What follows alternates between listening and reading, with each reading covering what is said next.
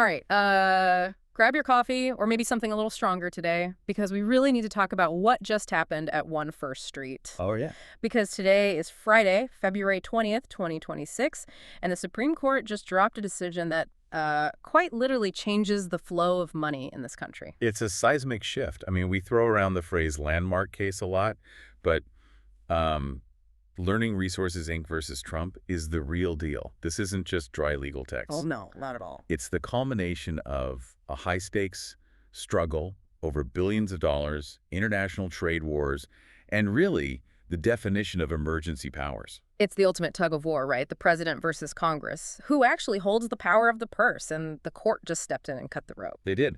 By answering a question that has been hanging over the global economy for months, can the president use a 1977 emergency law, IEEPA, to unilaterally impose tariffs on almost everything coming into the country? And spoiler alert for anyone who hasn't checked their newsfeed in the last hour, the answer is a resounding, definitive no. A hard no. The court vacated the judgment against the challengers, affirmed a lower court, and effectively said that IEEPA does not authorize the president to impose tariffs.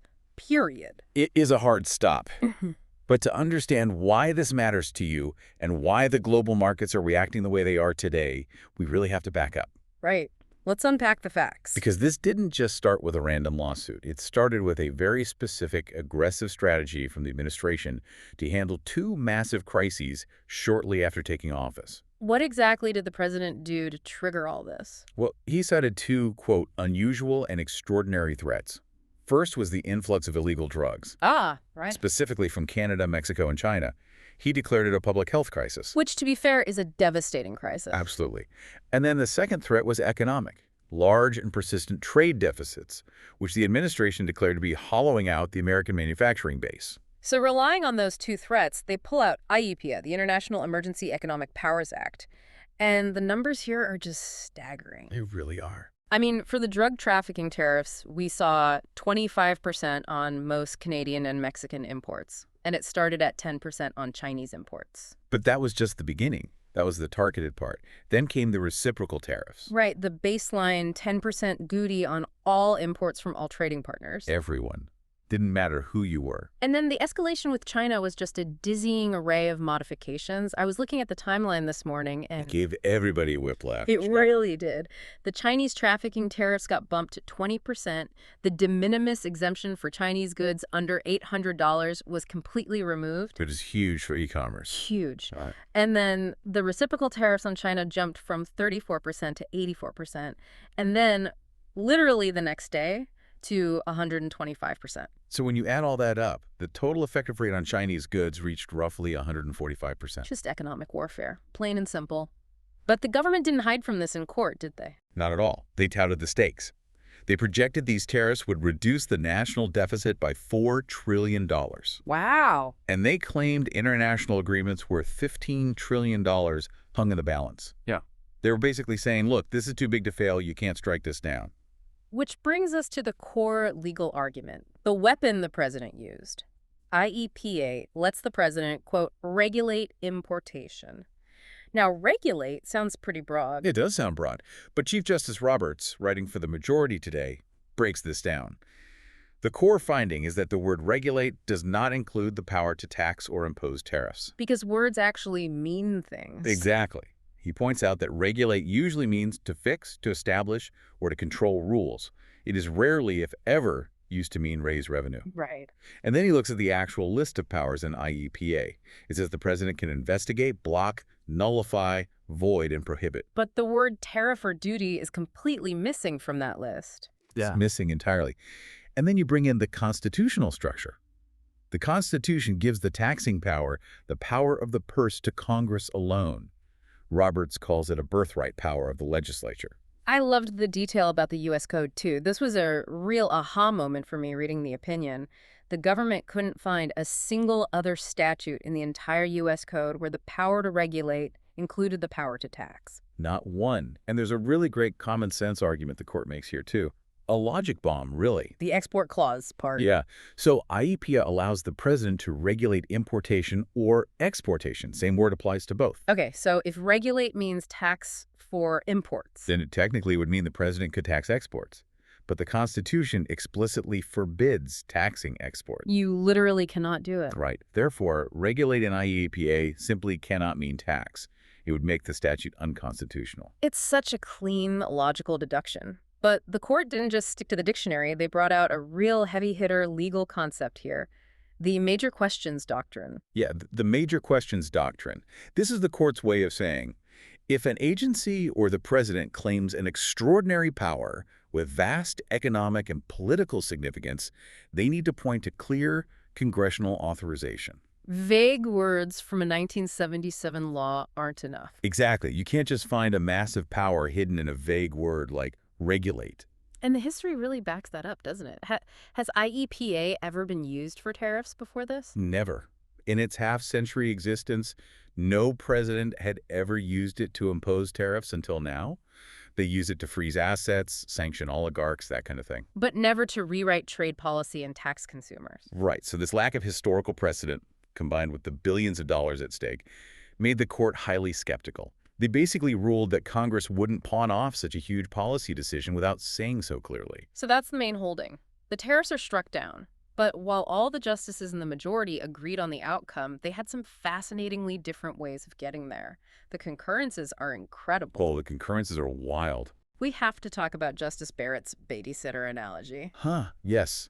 Justice Barrett's concurrence is basically arguing that the major questions doctrine is just common sense communication. It's not some arcane legal trick. How does the babysitter fit in? So she says, imagine a parent gives a babysitter a credit card and says, make sure the kids have fun. Okay, a dangerous move already, but go on. Right. So if the babysitter orders pizza and rents a movie, that's having fun. It's authorized.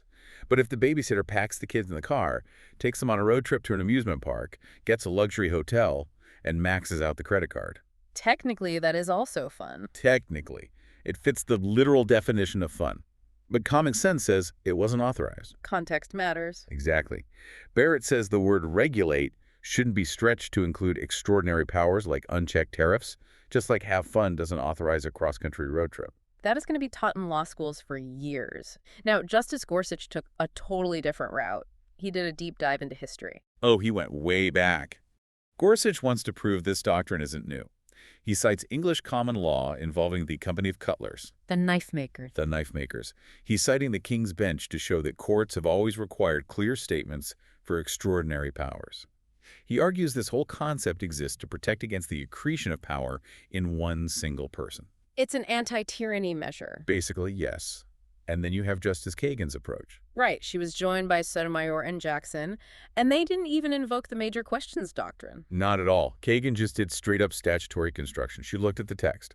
IEEPA allows 99 specific actions, combinations of verbs and objects. 99. 99. And tariffs would be the only one of those actions involving revenue generation. It's the odd man out. If you give 99 tools to freeze assets, you can't just pretend the 100th tool is a massive tax. Exactly her point. And Justice Jackson brought the receipts from the legislative history, right?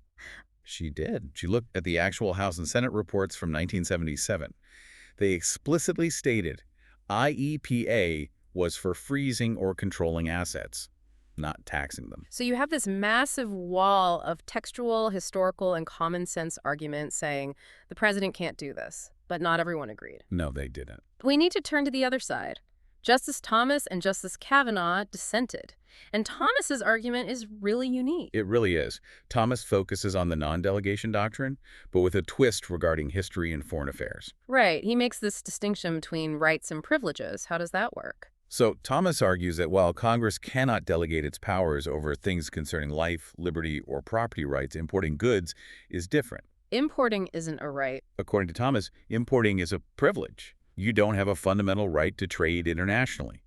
And because it's a privilege, he argues Congress absolutely can hand over total control of tariffs to the president without violating the separation of powers. That is a massive distinction. It completely flips the script. Thomas is saying Congress can give the president a blank check here. And there's also the practical argument, right? The idea that the president needs flexibility for foreign affairs. I know Kavanaugh touched on this, and the majority even addressed it. Right. The dissent argues that the world moves fast. If there's an emergency, the president needs to act immediately. You can't wait for Congress to pass a law. But the majority pushed back hard on that. They did. Roberts countered by saying, look, even in foreign affairs, the Constitution explicitly gives the tariff power to Congress alone. There's no foreign affairs exception. Exactly. There's no exception that allows the president to tax without clear, explicit permission from Congress, no matter how fast an emergency is moving. Efficiency is not an excuse to bypass the Constitution. That's the majority's bottom line. Okay, so to summarize the big takeaway for you listening today, the tariffs are struck down. The court has drawn a very hard line in the sand. If a president wants to tax imports during an emergency, they need Congress to say so in plain English. Plain English. This decision forcefully reinforces the legislative power of the purse. It sets a strict limit on how far emergency powers can be stretched to cover economic policy. It's a huge check on executive power. The biggest we've seen in a long time. But I want to leave you with a provocative thought, a little something to mull over. Let's hear it. We know the court just said the president can't use IEEPA for tariffs.